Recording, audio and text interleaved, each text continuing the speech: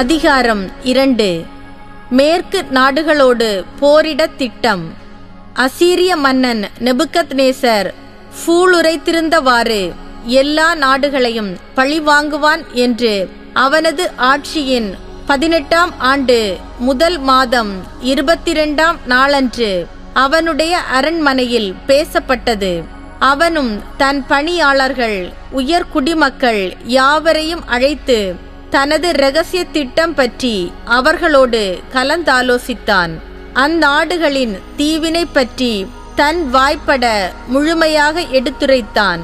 மன்னன் இட்ட கட்டளையை ஏற்காத அனைவரும் அழிக்கப்பட வேண்டும் என்று அவர்கள் முடிவு செய்தார்கள். ஆலோசனை கூட்டத்தின் முடிவில் அசீரிய மன்னன் நெபுகத்நேசர் தன் படைத்தலைவனும் தனக்கு அடுத்த நிலையில் இருந்தவனுமான ஒலோபெரினை அழைத்து அவனை நோக்கி பின்வருமாறு கூறினான்.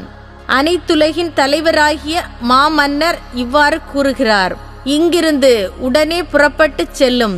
போரிட தயங்காத 1,20,000 காலால் படையினரையும் 12,000 குதிரை படையினரையும் உம்மோடு கூட்டிக் கொள்ளும்.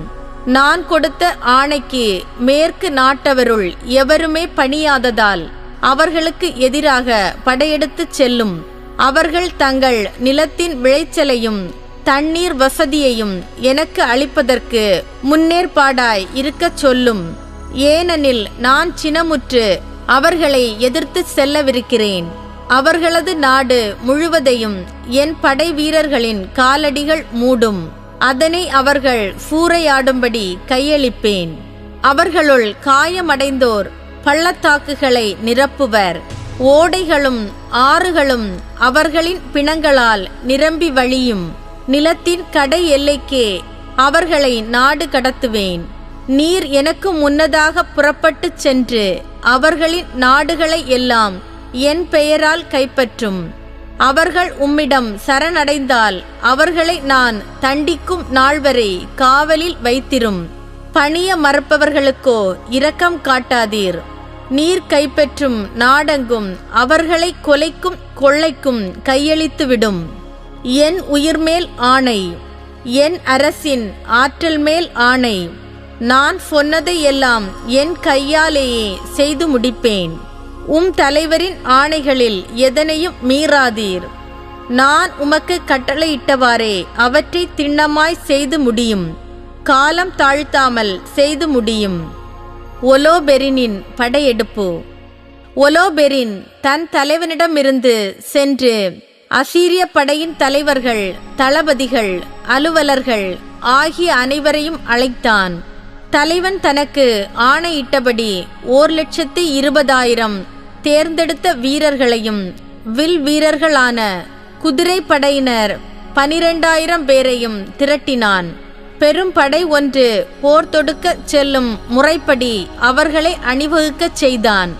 மேலும் தங்கள் பொருட்களை சுமந்து செல்ல பெருந்திரளான ஒட்டகங்களையும் கழுதைகளையும் கோவேறு கழுதைகளையும் உணவுக்கு தேவைப்பட்ட எண்ணற்ற செம்மறி ஆடுகளையும் மாடுகளையும் வெள்ளாடுகளையும் அனைவருக்கும் போதுமான உணவுப் பொருட்களையும் அரண்மனையிலிருந்து மிகுதியான பொன்னையும் வெள்ளியையும் திரட்டி கொண்டான்.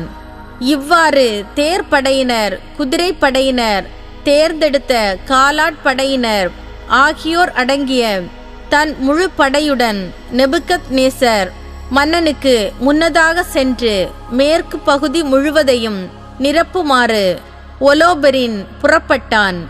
அப்பொழுது பல இனங்களை சேர்ந்த எண்ணிலடங்காத பெரும் கூட்டம் ஒன்று வெட்டுக்கிளிகளின் திரள் போலும் நிலத்தின் புழுதி போலும் அவர்களோடு புறப்பட்டு சென்றது.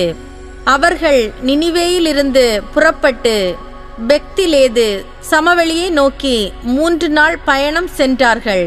அதை தாண்டி மேல் சிலிசியாவுக்கு வடக்கே மலை அருகில் பாசறை அமைத்தார்கள்.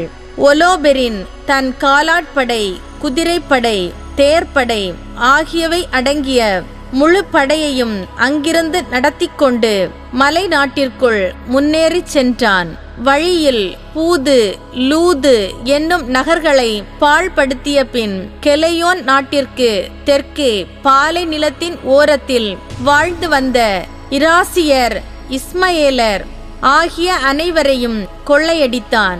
யூப்ரதீசு கரை வழியாக சென்று மெசபத்தாமியாவை கடந்து அப்ரோன் ஓடை முதல் கடல் வரை இருந்த அரண்பூல் நகர்கள் அனைத்தையும் தரைமட்டமாக்கினான். மேலும் சிலிசியா நாட்டை அவன் கைப்பற்றி தன்னை எதிர்த்த யாவரையும் கொன்றான். பிறகு அரேபியாவிற்கு எதிரே இருந்த எப்பத்தின் தென் எல்லையை அடைந்தான். மிதியானியர் யாவரையும் சுற்றி வளைத்து அவர்களின் கூடாரங்களை தீக்கிரையாக்கி ஆட்டுக்கொட்டில்களை கொள்ளையடித்தான். கோதுமை அறுவடை காலத்தில் அவன் தமஸ்கு சமவெளிக்கு இறங்கிச் சென்றான். அவர்களுடைய வயல்கள் எல்லாவற்றுக்கும் தீ வைத்தான். ஆடு மாடுகளை அழித்தான். நகர்களை சூறையாடினான். வயல்வெளிகளை பாழாக்கினான். இளைஞர்கள் அனைவரையும் வாழைக்கிரையாக்கினான். சீதோன், தீர், சூர், ஒக்கினா, யாம்னியா ஆகிய கடலோர நகர்களில் வாழ்ந்தோர் யாவரும் அவனுக்கு அஞ்சி நடுங்கினர்.